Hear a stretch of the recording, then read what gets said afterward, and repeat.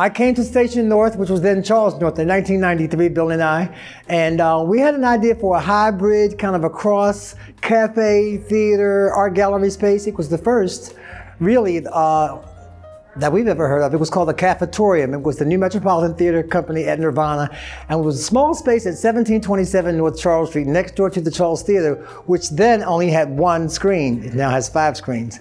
And we had a coffee shop there. It was a gallery space. We had artists like Eugene Coles in the early days, and Eartha Kitt.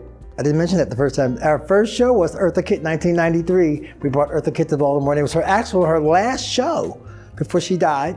So that's what we did. We provided a space for artists to come and gather and actually have a cultural canopy where they could eat, drink, look, listen, and have an exchange in a safe space, in a congenial space, and in a space that was naturally and authentically curated by themselves.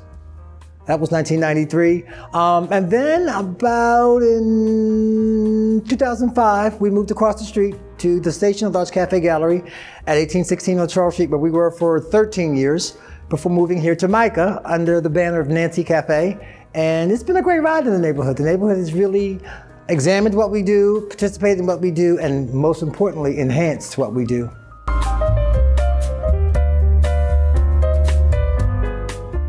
That this space has evolved because of the artists. And because of the artists, I say because of the artists, because they bring their energies, they bring their gifts, they bring their talents, they bring their ideas to the space.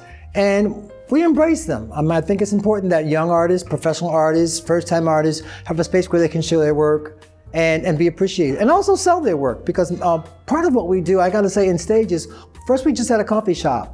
And then we just said, we've got these walls belong to the community. So then we opened up a gallery. And then beyond the gallery, we said, well, we got to feed people too. So our third arm of our business was our catering business. So there's the coffee shop, there's the catering business. But most importantly to me is the artist space, because artists can have their work here and it's seen by everybody. Young, old, black, white, straight, gay, politicians, celebrated people, workaday people. Our customers are everybody across the spectrum, and that's what makes this energy special. It's because the people who come here are special, and they bring their special gifts when they come.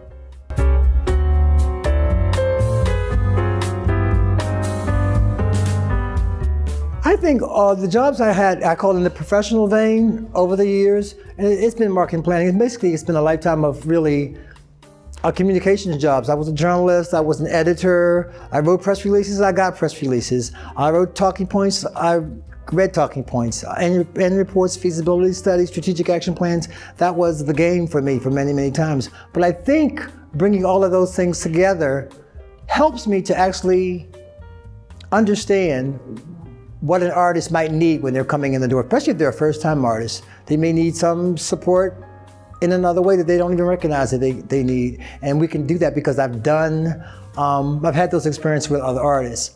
I think it's also important that the artists that we do show have other spaces they can go to once they leave here. This is just a kickoff. We're not some big fancy gallery, we're the people's gallery. And so we try to make sure that the people who we show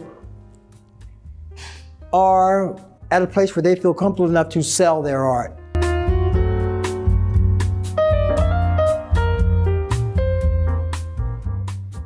Well, cultural innovator, that's a hard word to actually stand in that space. I don't know how you guys came up with that.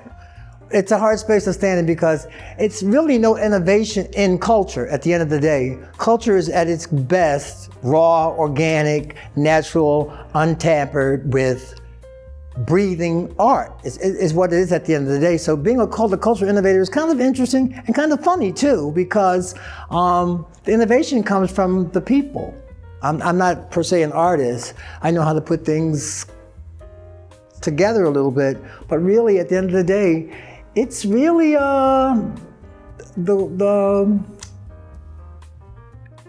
it's the untapped culture, I want to say, that really makes that special, that makes this time special for artists. And not just art, I keep going back to the Baltimore thing, but Baltimore is just ripe for so many opportunities.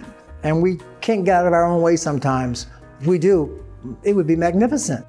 I think for emerging artists and cultural leaders, I would say listen to the artists that are here, find out what they are, find out what they need, try to move in a way that their energy is embraced in other spaces, meaning black artists in white spaces, white artists in black spaces, Latino artists in white spaces. Just that melting pot continues, because that's what makes Baltimore really, really great. And I talked earlier about pockets of poverty and islands of excellence. We really have to break that up. We really have to break that up. And again, there are people doing really, really well, but they're in these silos and nobody knows that they're doing good, whether it's at MICA or the design school or at the Motor House or at the Impact Hub or anywhere. They're not getting out and sharing the gift of look what we're doing and how we're doing. So my advice to emerging artists would be get out, see the city, see other people's things, come out of your studio, get out of your own way. There's so much here to gather. And once you gather it, you can make anything of it.